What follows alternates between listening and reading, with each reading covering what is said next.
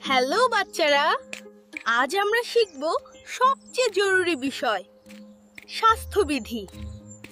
স্বাস্থ্যবিধির প্রথম ধাপ হাত ধোয়া। সাবান দিয়ে 20 সেকেন্ড ঘষতে ভুলবে না।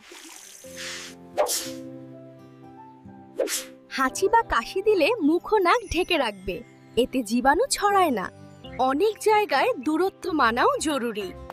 ভিড় এড়িয়ে চলাও সুরক্ষার ধাপ। শরীর সুস্থ রাখতে প্রতিদিন পরিষ্কার ও পর্যাপ্ত পানি পান করবে। ময়লা খাবার, বাসি খাবার না, সব সময় স্বাস্থ্যকর খাবার খাবে। প্রতিদিন গোসল করাও স্বাস্থ্যবিধির অংশ, এতে শরীর সতেজ থাকে। স্বাস্থ্যবিধি মেনে চলো, সুস্থ থেকো।